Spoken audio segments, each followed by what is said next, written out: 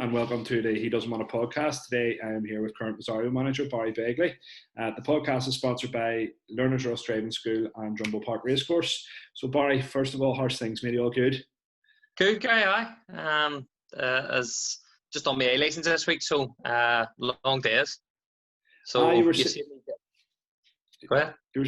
to me that earlier that the A license it's tough work to take it, yeah. Tough but enjoyable at the same time. So it's good. Like what I find most enjoyable about is people you meet on the course. So where it's former amateur league people involved in our amateur league clubs, Irish league clubs, and then even pros from across the water. So you have a whole range of people there. It's really just learning from having chats from them, even in the canteen and on your lunch. Just wee nuggets you get from them from their experience in the game is amazing. Like. Yeah, you find you get more maybe from the ex-pros rather than. Do you think the content in the A license is something that's new to people, new coaches to learn from, or is it just kind of brushing up on your coaching skills? I'll be honest with you guys. See, before I started on my coaching journey, like I would have been one of them ones going, coaching bars is a load of crap, and so what? Like you just go out and you do this here, but you learn so much, and you learn like you think you know about coaching, and you think you know about good sessions, but until you do courses, you go, geez, I know there's lots to learn for me. Don't get me wrong, I played under some great coaches. I mean, like one of the best coaches I played under was Lawrence Stitt. I played with him under a few different clubs, and I always really enjoyed his sessions. And I always wondered, like, how's his sessions so much better than others? But it's because he went on that similar like coaching journey as well. Yeah. But no, to answer your question, yes, you definitely learn a lot from the peer learning. So from learning from other boys and even talking about stuff that they do at their club. Not that you have to just replicate what they do, but you can take me nuggets, Emmons, and maybe bring into your club. Yeah, definitely. It is all about learning. I think it's anything. If a coach thinks they know everything, then they really know nothing. Absolutely, mate. Apart from the A license, are you working hard? Rosario is back training at the moment, or? So we started back. I would say we're back now, guy, about from the start of July, maybe second week in July. Mainly because obviously we had no idea what was going to happen with the league, and we're still none the wiser. But the boys just wanted to get back to Gar, even for a kickabout. So to be fair, guy, I didn't kill them, so I didn't go back with the usual pre-season plans and go straight into like hard work. We sort of layered a wee bit and just took them in easy, got them a feel of ball, and I wanted to get back to games because like I play football. You love games, you want to play. Yeah. So I didn't want to bring him back and just train and have nothing, no output at the end. So we've been playing games as well. I'm trying to keep it just normality. Tuesday, Thursday training, match on a Saturday. Match on Saturday, yeah. We're quite similar ourselves. Where you don't want to do a pre-season program for your team when you don't know when the season starts. Where if you get a date, then you can get yourself a program in place where you would normally do in pre-season when you have a date to start. You don't want to peak too soon. You want to hit, you want to be hitting it when just in time for the season starting. Yeah, in terms of the season starting, it was brought out the other day then that we've still no idea when it's going to start. And I spoke to you before about your club had put in an appeal, but the way it kind of read the other day was that Donegal-D's appeal had been heard, but yourselves and Grey Island haven't even heard of anything at all in regards to your appeal, I take it? No, honestly, Gary, no. Like, I mean, I wish I could give you more, like, an exclusive or something or more news, but we're none the wiser. I haven't heard anything. Like, I'm just know as much as it did when the league was cancelled or null and voided or whatever happened. Yeah, there seemed to be a feeling, especially on Twitter, a lot of other clubs and coaches were voicing their opinion, saying, just give over and get on with it, and then so we can all have a season. Do you think the way it's been brought out that maybe the clubs who are involved in the appeal, who had a right to appeal, have been sort of put to blame for the fact there hasn't been a season like starting yet? Yeah, I mean, it feels a bit like we're scapegoats, but like, just make it clear, I want to get back playing as much as anybody. I want to get back at boys playing this season. As you say, I feel a wee bit like we're being left out hung to dry, so to speak, because as you say, we've a right to appeal, and we have our reasons for appealing. And I'm not knocking anybody that didn't appeal. That's their prerogative, and they can do whatever they want. We have our own right to appeal, and we have our reasons for it. Which, I mean, we feel it's justified, and we feel that it's worth the appeal, or we wouldn't have done it. Yeah, and then now that you've done it, it's not really your club's fault that it hasn't been resolved yet, because when did you appeal? What, April, May? like lifetime ago. But I mean, guy, I think this could all been avoided if at the start there would have been more dialogue between the committee and the league and the teams. I think just it was sort of, we got asked to vote and then we voted and then that was not upheld. But I think if everybody had I'm not saying they had to sit down every team member, but it just be a bit more dialogue, a wee bit more get into solution mode rather than just let's get the season over, let's finish it quickly and let's move on. It just felt all rushed and very. But again, that's only my opinion. Like, I'm not speaking on behalf of any other club. I'm only speaking, and I would have liked a wee bit more dialogue, a wee bit more like sitting around the table. Well, come up with solutions for us. What can we do here? And I think maybe we're coming to a better conclusion to it or a better outcome, which would have satisfied more teams. Do you think that, obviously, Donegal-D's appeal was heard first, so the far that's going, if that gets thrown out at whatever level, do you think then that'll just be then, your appeal will be then just the exact same? It'll be brought in, it'll be a matter of fact. You're not going to get what you want because Donegal didn't get what they want? Yes, I do, Guy. I think that'll set the precedence for the rest of the appeals. I don't think that, why would theirs be any different than ours? Because it's all on the sort of the same. I mean, obviously I haven't seen their appeal, but I'm assuming it's due to similar reasons as us. So yeah, I would imagine that whatever happens in the Donegal-D appeal, will be the same for everybody.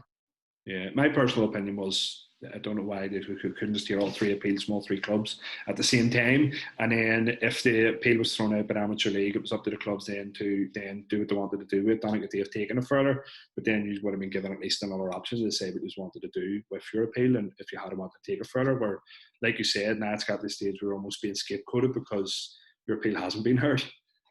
That's what I mean. So what you said is exactly what we wanted. That's what I assumed would have happened. So the three appeals would have been dealt with as a collective. But it just seems to be like, I don't understand the reasoning behind doing one at a time, but they may know more than me. Do you think that the fact that you don't know if you're going to be in the 1A or Premier next year is affecting your preparations, or would you be preparing the same regardless?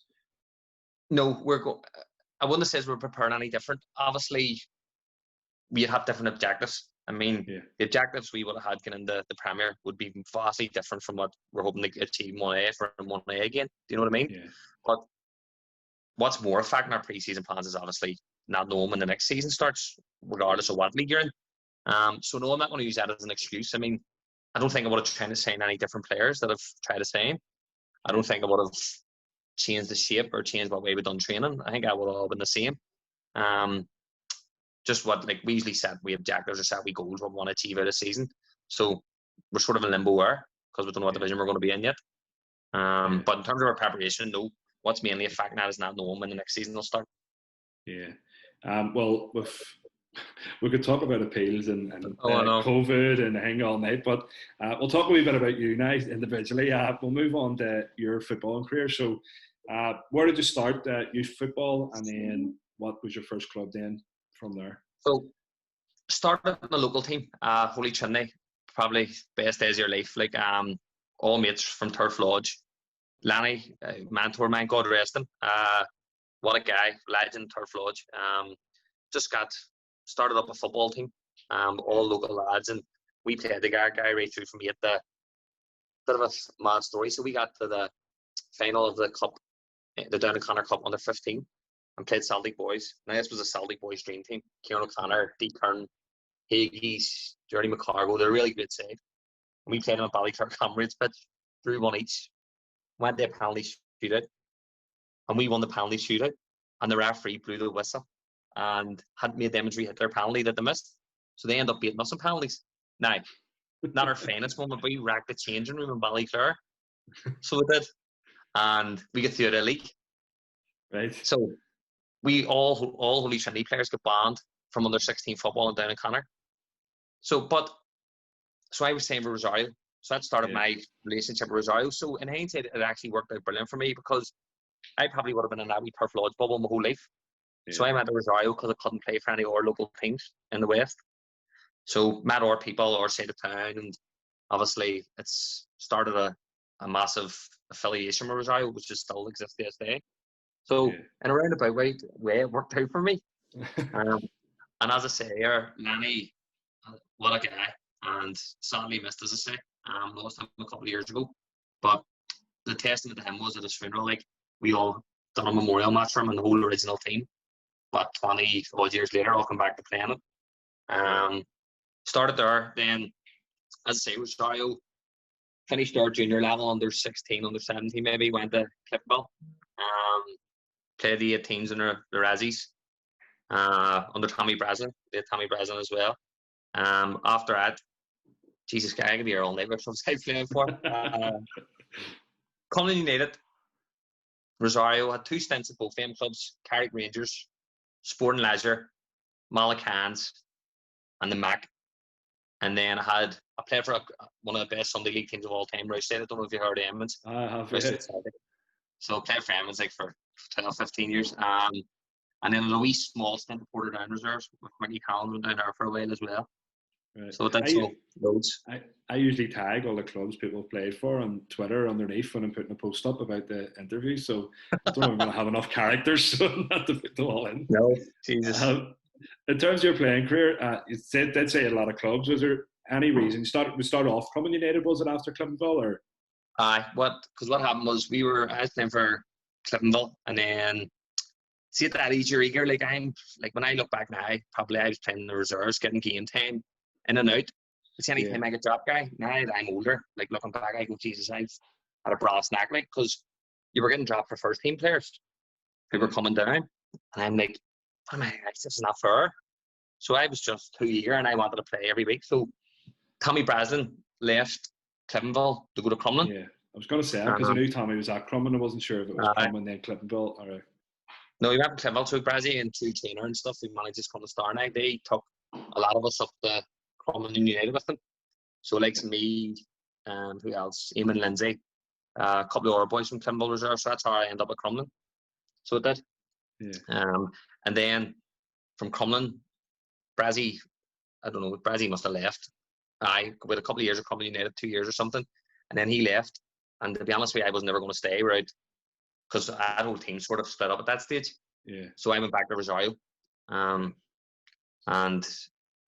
then from there, just obviously say, like, moved around a bit. When you were in Rosario, you said it was a respell Carrick Rangers. Was that then you moved into Irish League? Was that from Rosario or? So I had a great couple of years at Rosario. We had a great side guy at Rosario. Tommy McDonald, what a player. Probably if you're talking about my best player ever played with later, he'll be in the mix. Like, we were pipped to go in 1A we were in, and Albert Foundry and Newington pipped us by a point to go up. And then see the next 2 seasons, Albert Foundry won the Premiership and Newington won it the year after. Yeah. So you could see how close we were. Like, we only lost out by a point. That's a kind of caliber. So I had 2 really good years. Lo and behold, Steady, who I knew from Cliftonville. And I ended up, strangely, because I always, throughout my career, I came across Steady somewhere, because he was with me at the Malls as well. And then Steady brought me, and Stevie Small brought me down to Carrick. And as I said, a year and a half down there. Didn't really establish myself, Gary. I was in and out, but it was a really good side. So learned loads. And then from there, I went to Sport and Leisure. And I had about 4 or 5 great years of Sport and Leisure. Loved it there. Yeah, was that when Sport and Leisure working their way up amateur league, was it? Or? So when I came in, we won the Border Cup. Yeah. And then I think we finished second in 1A, but the club got the facilities to go into the Irish League. So we went in the Irish League Division 2. I was under Shawnee O'Rourke, and that was a team of rockets, like absolute rockets. But what a bunch, like, and like we went in the Irish League Division 2, no budget, all boys from the West, never played at that level, most of them before, and shook it up. Like, some memorable moments beating the Welders. I remember going down the Welders and beating them at the Welders, which shouldn't happen because they had a big budget and all, and but they were 4 or 5 really good years like I had there. Yeah, Sport and Leisure at the time, they were very ambitious. Like, it was big ambitions to do what they did, and then they ended up staying in the Irish League for close to 10 years, maybe more. Like, so it was. What always held them back, certainly from my time, was like, as much as yes, you love the thought of a team doing well, it has minimal budget and not paying players and all that there, but when you get to that level, teams come in the M leagues and have to throw a bit of money at it. You're always playing to catch up, so you are. And then it's hard to hold on to players, especially we had likes of Keir Murray, who was flying for us at the time, and lost him the Irish League, rightly so, getting a few pound or whatever.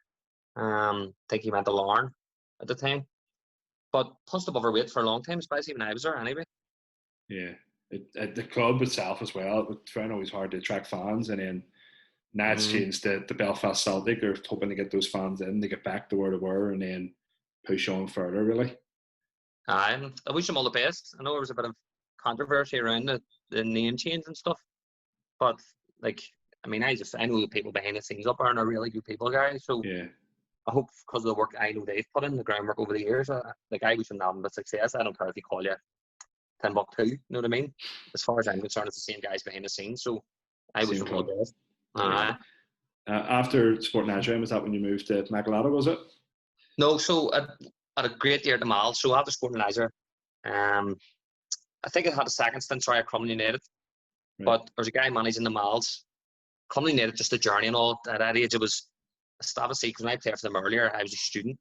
Yeah. So I had loads of time in my hands. But by the second time I went to them, the travel was a bit of a nightmare. See, coming out of work and then you're traveling to Crumlin on a Tuesday and Thursday. So didn't really work out. And then I went to Mals. Great guy called Paddy Chin, managed the Mals, who'd been chasing me for a few years. Like, I had promised him I'd sign for about 3 or 4 seasons in a row. And then just whatever happened, it didn't. And went to our first season, and we had a great year at the Mals. And then Kevin got me down to a Mac, and then had 3 unbelievable years at the Mac. Really, she's probably the best amateur league side I played in. Yeah. Then won the Clarence, got the final at Stevenson, came second in the Premier. And then the year I left, I won the Premier. So don't know if that says more about me or. But yeah, and that was it. And then back to Rosario. Yeah, the Mac as well. Like, that was like a crest that people talk about, crest of a wave, but that was like a 10-year building where they were junior Belfast and District, win the Junior Cup, and the Amateur League, work our way through all the divisions there, win the Junior Cup a couple of times, and straight into 1 seed the whole way up in the Premier, and then win the Premier. It's the ultimate for any team, really. So it is. I mean, Border Cup, Steel and Sons final. It's nobody would have seen it 10 years previous. And to me, like Siemens and the Stars, probably the benchmark, because they came through all the leagues and done it with a group of local lads. And like the team I played in, I remember we got promoted from 1A guy. We won 24 to 26 games. Yeah. And obviously we got the Stevenson. Like, there was days you were going out and you knew you had the team beat walking on the pitch, honest to God. And you know how you knew, because some of them, like, walking out, were trying to talk to you and all. Like, oh, gee, I hate playing here and all. And you were going, like, saying that to me before a game, saying that to us before a game. So you knew you had them. Yeah. So sometimes we were beat before we were even on the pitch. Again, loads of rockets down there, but good guys, like winners, absolute winners. Yeah, some good players stayed there the whole time. Some were still there as well, like Sakali and McGovs and stuff. They're still there, and some great players. Good lads. Callie probably could have played for anybody. You know what I mean? Callie's unbelievable. Sean as well. Sean's a great centre half. But as I said, just winners, like pure winners. Never knew when we were beat. And in the change room, I mean, like, I don't even know if we accepted these days, like, but punch-ups in the change room, but it was good. Sort of punch-ups in the change room, arguments, but after, just shook hand, you moved on. And that's what made the club, like, and that's why they were so successful. Yeah, it's just that will to win constantly, no matter what it takes, really. Massive, yeah. Once you left the Mac game, was that was you, Len? I take it at this stage, you're in your 30s. Did you go and play anywhere else after that, or?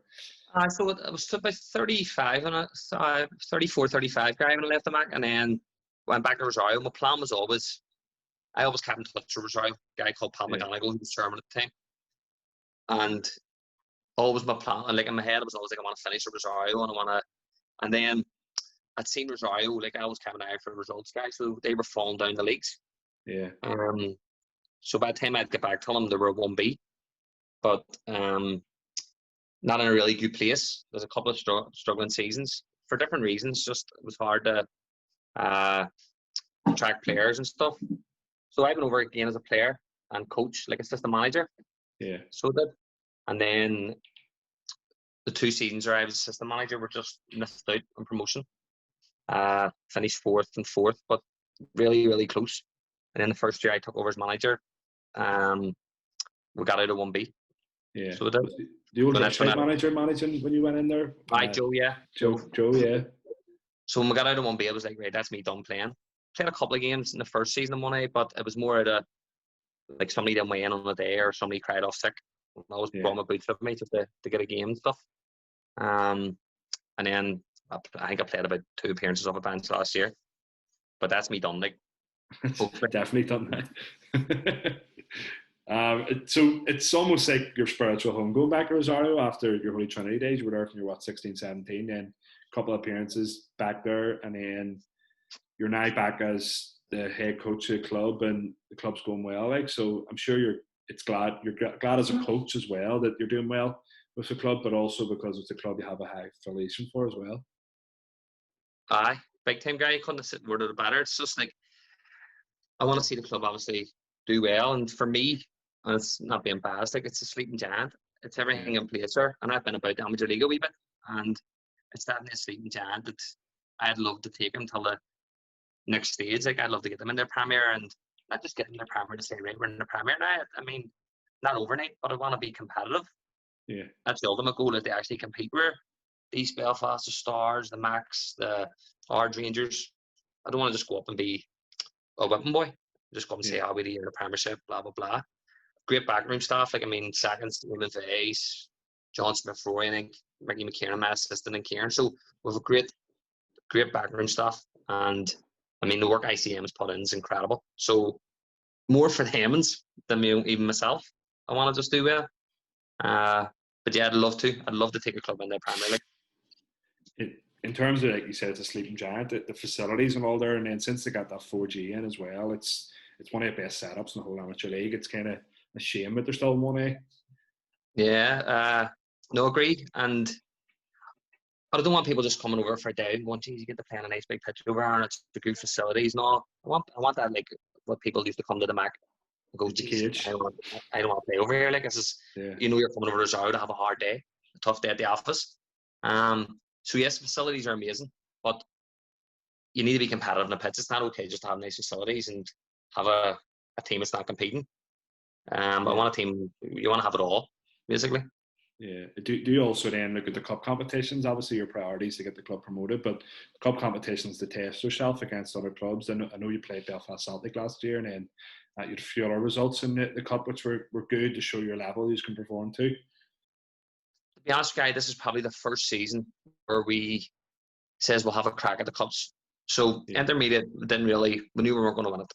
I know that's an old cliche, like Limavady Valley put us out, Staines from Belfast Celtic put us out. So we're getting beat by good teams there. Clarence Cup, we probably had one of our highlights this season. We were the first team to beat Ballinhinch Olympic the whole season.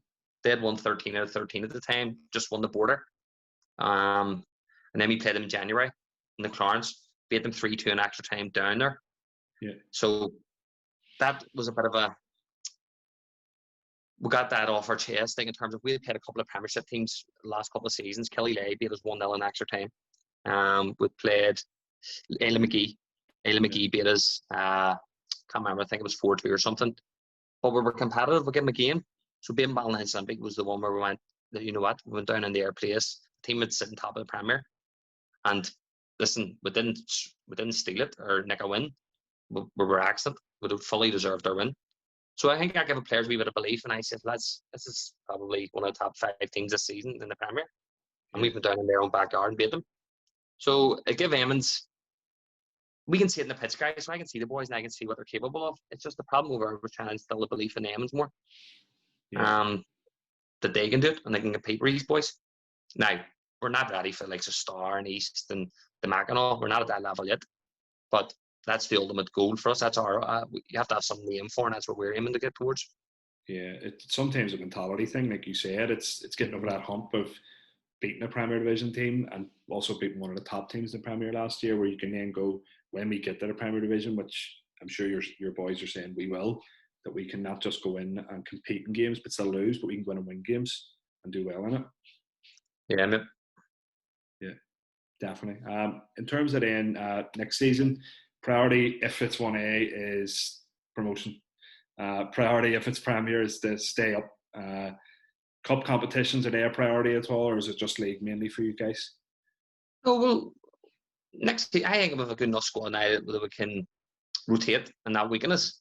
So certainly the regional cups, if you want to call that, so certainly like a Border, the Clarence, even the Steelings to a certain extent. Irish Cup intermediates, bit of a pipe dream. Like, I mean, it's needing an awful lot of luck to get anywhere in them.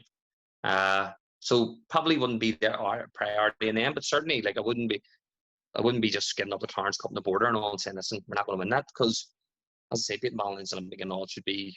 And then, Guy, you know yourself, sometimes you get a wee bit of luck. Next minute, you have a couple of fixtures, you end up in the semi-final. It's anybody's game. Yeah. So, like, if we're in 1A next year, which let's assume we are, yes, we would like to think we're challenging, but like, teams are going to strengthen. We're under no illusion that. And they also, Guy, like, the surprise element's going now. So when we started last season, nobody for 1 second thought Rosario was going to be in the mix. Because the year before we finished 8th, we were nowhere near it. So that surprise element's gone now, and so we need to take it up even an hour notch. Because I'm sure Cumber's going to strengthen. I'm sure Dromara Village will strengthen.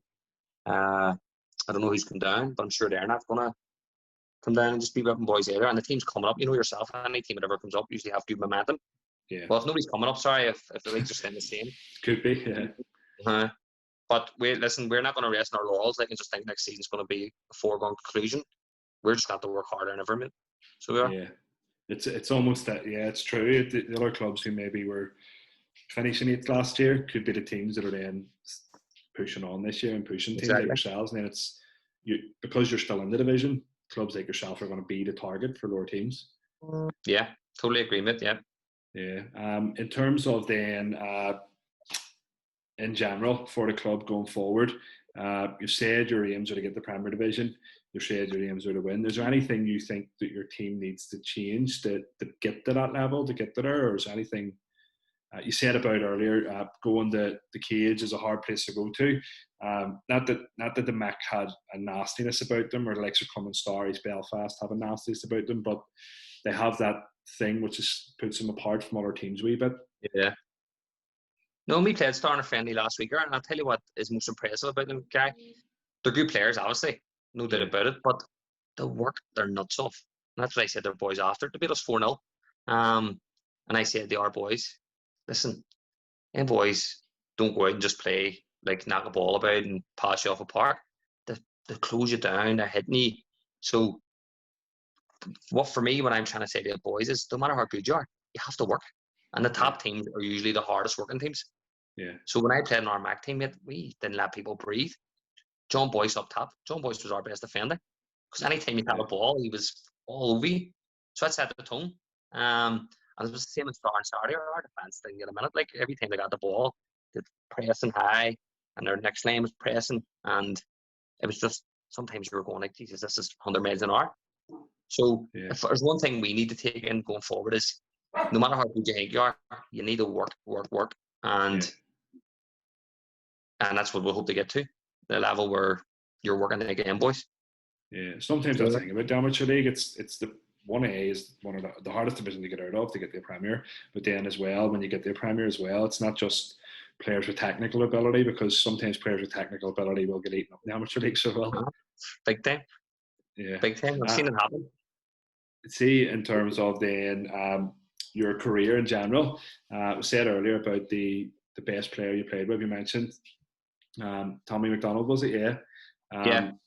Well, I've done last week, because sometimes it's hard to press people to pick one player. What I was doing last week with somebody was pick a 5-a-side team. Would make it a wee bit easier for you. Pick your best 5-a-side team you could have. You can have fly nets if you want. I can pick 5 team first. You can't. Jesus, let's see. Tommy McDonald has to be in it, because he was incredible. Like, he played at the highest. But I remember he played with me when he was 42, guy, and I didn't see anybody skin him. Like, I was going, hey, nobody can get around him. He was unbelievable. So he has to be in it. To have to put Stevie Daines in, because he's killing me. I've seen that on Twitter. He was like, you had to put me in your team. But to be fair, what a player. Like, Stevie, best centre forward I played with. Ridiculous. Score goals from everywhere. Scored the best hat trick I've ever seen against Dromara Village, quarter-final at Border. He'll hate me because I got the winner. So it took a shine off his hat trick.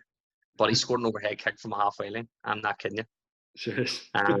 Oh my God, incredible. So he has to be in it.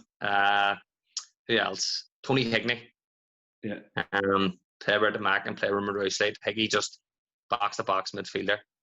Great leader, change room as well, and brilliant just all-round bloke. Yeah. So he is. Who else? Go with Kieran Tully.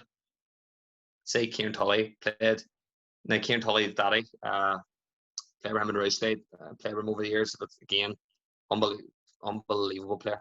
And I'm sure a lot of people have him in this team. And I played with Mickey Collins and all in Sunday League, but I'll not count him because he's too easy to pick because obviously with a career and all he had. So I'll probably go with Collie O'Riordan. Because Collie was an 8 out of 10 every week. I don't think I remember. The only time I remember having Collie a bad game was when I think he scored an OT against Orangefield. He thought there was something and he kicked the ball into the net. Absolutely, in the 3 years I played with him, that's the only bad game I think he ever had. Yeah. But there's so many left out there, guys. He's left out Guy Largy, left out, you said Sean McGov, Cormac Brannigan, Kieran Murray. He left out loads, but it's hard. Yeah. I know you've played that many good players in your career. It's a hard thing to do. It's just why I changed it from the pick 1 to pick 5 because a lot of boys were scratching their heads and they were worried about leaving everybody out, or at least you're only leaving out about 5 or it'd be a good 5-a-side game if we played against each other. Jesus, I love to play in that game, Who was the toughest opponent you ever played against?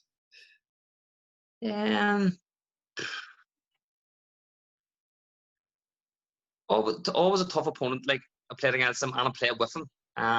Right back, Pooty, player for the Star. Yeah. So did Sean Riley. Pooty was always tough, and there was loads. So I don't want to again, it's probably one way you're sitting there and you're going, so many. When I spicy play left wing, so always just the battle with the right back and stuff. Pooty was tough. Tough player. Who else to say? I'd say more teams Star was tough. Going to East Belfast was always tough. Newington. So when Newington were playing in the Amateur League back in the day, they had always good teams. So they do. But yeah, if I had to pick one, I would say Pooty. Pooty was a great player for Star for years. So he never gave you much chance in a game. And hard as nails as well. Sure, you could hit a lot of time spam. And a mouthpiece. What would be your best moment in football you've had?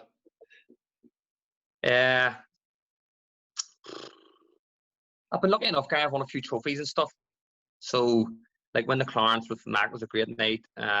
Won a few promotions over the years. Obviously, all the stuff I won with Rosario, they're all memorable as well. But if I had to pick one, and the boys will slag me Rosario because I never saw them about this, is win the Border Cup for Sport and Leisure. Yeah. Scored the quickest goal. I scored the first goal after 25 seconds. So that. Right. So I like to squat on the table now and again when the boys are giving me a bit of jib. That was we played Kilmore in the final. Obviously, day after Boxing Day or whatever it was, and I'm not joking. We scored 2 goals in the first 7 minutes, right? And then they absolutely battered us. I mean, battered us for 70 minutes. I think at the crossbar 3 times. I'll tell you a funny story too, and not even maybe saying it. Big Eggy played centre half for us. I know Big Eggy, aye. Big Eggy, right? Now, Eggy was a decent player, don't get me wrong. He's done a good job for us, brilliant. Seeing that final guy, he was absolutely out of his world. It was one of them ones. Anything they hit just seemed to hit him. Even if he jumped out of the way, the ball hit him. And he was absolutely sensational that day. We ended up beating them 3-1. And then after the game, I can't even remember who it was. Them boys will know better. So, because there's a big crowd, obviously, at that and all, massive game, massive occasion. I'm not sure if it was Ballymena or Ballymallard or some rugby rings a bell. It was an Irish League club. Came into Shawnee O'Rourke and was like, who's the big centre half and all? And Eggy, to be fair to him, turned around and said to the guy, whoever he is, listen, mate, I don't play like that every week. So don't. And he just had one of them days where, honestly, unbelievable. Because they absolutely peppered us for 70 minutes. And he just threw his body in front of every ring. There was even one time I remember, as I said, he jumped out away and the ball still hit him. It was standing in the top corner. But that's probably the most memorable moment. If we had have got up this year, that probably would have trumped them all, to be fair. Because of managing and because I know what it meant to the club and all the players and all the backroom staff. Because all the work I put in. So if we had have been up that year, I probably would have trumped everything. Yeah, So it's different feeling as a coach, isn't it? When you realise, obviously, you put a lot of effort in as a player, but then you realise then as a coach, you put in so much more effort than what you did as a player, and then to see more what's happening around you, like you said, it means so much more to people around you. the player you turn up guy and like put your bib on, just go out and play, and then you take your bib off and you go home. When you're managing and you see the work, even the backroom staff put in and getting the sessions prepared and the sessions set up and all, it's more of a sense of accomplishment. When you're a player, you're thinking about the next one. You're like, right, we won something, what's next? Whereas a coach, you're like, geez, that's a big, massive achievement. Like even getting out of 1B a couple of years back, or finished second at Jordantown, like that was amazing. What a buzz that was. And probably won bigger trophies and bigger competitions, but that meant a lot to me as well. But this year was the one, like, because we were so close. Because I know what it means to even the committee and all.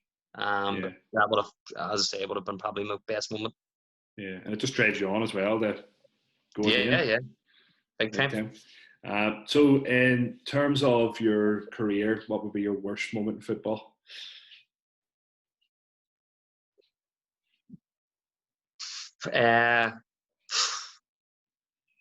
That's the Stealing Suit Cup final. Losing that was sickening, because again, we're at the Mac. I know how much I meant to Kevin and how much I meant to as you said, running upward trajectory, and this seemed to be like, right, this is what we're all working towards. Well, they were working a lot longer than me. I only came in sort of towards the tail end of it. And I knew the build up to it and all, and what it meant to everybody. Now, don't get me wrong, it's no shame in losing to Dundalk. Dundalk had a great side, so it did. But because it's Christmas Day and it's a tough day. But if I had the same worst one, was probably a season as well, in a weird way. Because it was like so near but so far at the same time. So I would have to probably say, this is probably my worst moment, just because so close, Gary, and then it just to be taken away from me and snatched. Nobody felt it, like nobody first seen a pandemic or whatever coming. But it was just like a bitter pill to swallow at the time. Yeah, it's the same as the losing the Stealing Sons Cup final with Mac, because obviously losing the final would have been tough, but when you realise how many teams you would have beat to get there and the level of competition Dundalk you had to compete against, it's still an achievement even to get to that stage, really. But of course, your losers' medals, run-up medals, you don't really want to look at again, Mick, either. But many years ago, like we on the run in that final, guy, we beat Newington, and I mean an unbelievable Newington team. We beat them in penalties. We beat Ballyclare Comrades in the semi-final. So we didn't get an easy run, that by no means. Like we had to beat proper teams. Beat the Welders the round before Newington in the quarterfinal down at the Cage, and that was an unbelievable Welders team. So we didn't get an easy run by any stretch that final. And then just was one step too far. The Duns were incredible. Like the Duns on the day were fantastic. Well thoroughly deserved their win. But again, great occasion and great day for everybody. But as you say, it's when you look back on and go, Jesus, what if? But again, this season trumps it for me, because I'm a manager now, and it's like, Jesus. This is the thing players don't see, how much it means to us, so they don't. I know. You're right, mate. You're 100. Sometimes I don't see it. I'm going to move on to the Twitter questions now. I got a few questions from your mate. So first of all, Stevie Dougal asked, how many right backs have you retired over the years? Again, that's just probably some nice leg in training. Like, if I still join in training or something, I skin somebody or something, I would say, like, but so how can you answer? Probably none, like, to be fair. But he's you said you kept the numbers, so you did. Because I say I do use the tally, like, but so say 150 guy, we'll go red. Yeah, that's a good round number, so it is round there. Shimmy Moore asked how many stepovers you've done in your career. Thousands. That's probably what everybody knows me by. I got a 1,000. I always try and step over, like. Can't get my foot around the ball now. I'm too fat and getting too old. But thousands, Jesus, hundreds. Yeah. The Crew United Twitter actually asked, how do you pay Shimmy Moore every week? Well, he hasn't been playing every week, to be fair. So he hasn't been out for a week. No, Shimmy's a lies to play for Crew, so he's in and out, doesn't it? But a good lad, top look. Yeah. Herb asked, if you're back playing five-a-sides, are you going to keep moaning? Were you known as a bit of a moan as a player as well? Oh, big time guy. And you know what's the irony too? See, as a coach, I'm not like that. See, as a manager, I'm actually very like relaxed and I'm calm and more conscious because I know I can't lose control. Because if you lose control all the time, like it's going to lose its appeal. It's going to lose its fact. As a player, you'd swear I had Tourette syndrome. And like what Herbie's saying there, seeing 5-stage guy, like I had my favourite my bros and all punch ups and on the pitch when I played, like anybody can play against me. I was hard work, like hard to stick, just moan constantly, and I was a bit of a luxury player, like so I didn't like doing the dirty work, I didn't like running back and all. So if balls were not played at my feet, I probably would have given people a hard time. But to answer Herbie's question, no, I'm still going to moan at him, like, because I can't help it. you have to release it somehow, don't you? That's what 5-stage are for now, I take it. Just get a kick. Joe McFlynn has said that you have an incredible stat. You've scored in every single net, Mollusk. That's Stevie Daines, so it is. Stevie Daines has scored in every net in the country, he says. Every Falls Park, Mollusk. So I probably stole that from him, to be fair. Probably says assists in the every net, Mollusk, more than scored on it. Yeah, it's some stat if it's true, but so it is even for Dainsy. See, for Dainsy will know it because he's like a photographic memory with goals. Yeah. He can tell you the minute. I remember I scored down here, 2006, 88th minute. So he'll know if he says that, it's true. Like. Yeah, and he's a lot of goals to remember as well. Jesus, I wouldn't like to keep it full of him, like, to be honest with you. Mate, thank you very much for giving up your time for doing this. Really appreciate it. I really enjoyed chatting to you. I wish you all the best next season for Rosario. I know how much it means to you, the club, to do well, and regardless of the outcome of what last season finishes, and then if it's next season we're playing or we're finishing last season, either way, good luck, and I hope you achieve your goals, get Premier Division football, and then success with silverware as well. Cheers, Gary. Really appreciate that, mate. Thank you. No worries. Wish you all the best as well. Yeah, cheers. Thank you very much. The podcast is sponsored by Learners Ross Driving School and Jumbo Park Racecourse. We'll be back with another interview next week. Thanks very much for listening, folks.